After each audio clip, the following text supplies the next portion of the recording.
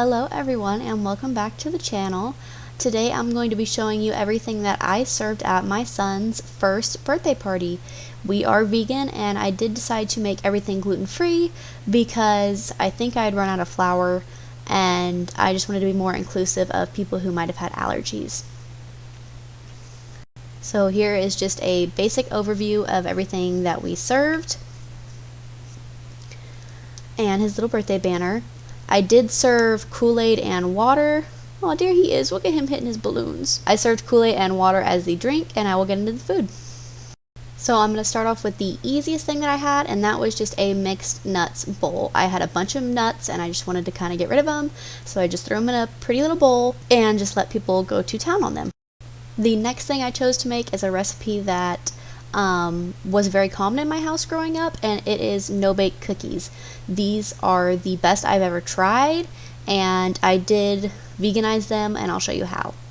So basically all you're going to do is take a stick of butter or margarine. I use margarine, I think it is, and then you're just going to melt that down, and you're going to add 1.5 cups of just plain white sugar, a 1/2 cup of milk, and a 1/4 teaspoon of salt, along with a 1/2 cup of cocoa powder.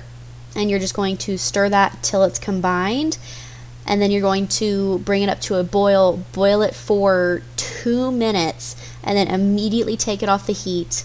And as soon as you take it off the heat, immediately add a 1/2 cup of peanut butter, some vanilla, and 3 cups of quick oats. They have to be quick oats. You can't do like the big flake oats or the rolled oats. They're not going to cook as fast, and you're going to have just a really grainy, crunchy texture. And then working pretty quickly, you'll want to take 2 spoons or a cookie scoop or an ice cream scoop and scoop these onto wax paper. I didn't have any, so I used cling film, and I just stuck it to the counter, and that's what I used. These are pretty warm once they go onto the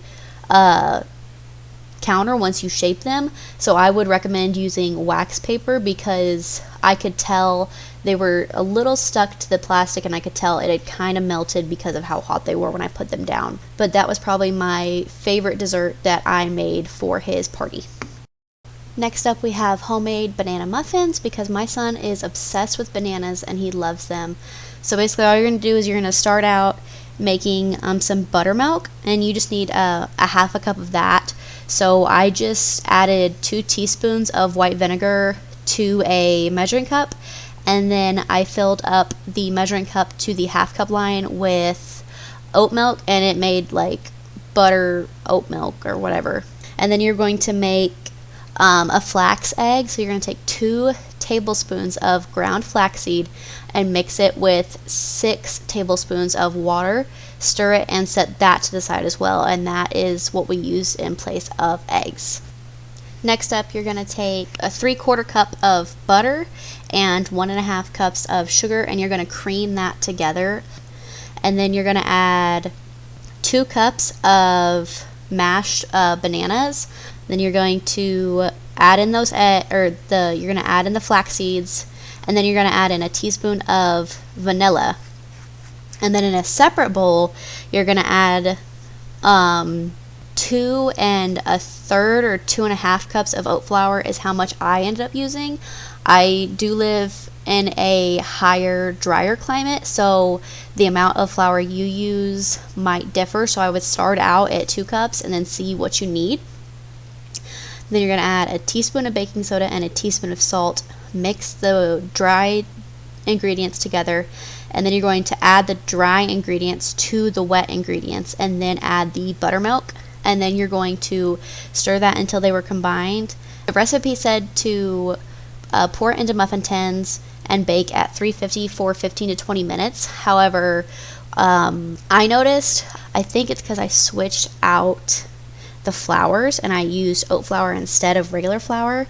I would honestly bump it down to probably 340 and and cook it for probably an additional 10-15 minutes. So probably around 340 for like 40-45 minutes. But your baking times are just going to depend on your oven and your climate. So this last recipe that I made was a gluten-free and vegan chocolate cupcake from the Epic Plant-Powered Kid Food ebook by Ellen Fisher. She's a really popular vegan YouTuber who has a lot of good recipes. But because I don't want to get in trouble or anything like that, I can't say what the actual measurements are, but I can show you guys the process and how to make it. They were really good, and they weren't too complicated to make. They were just a little bit time consuming. But yeah.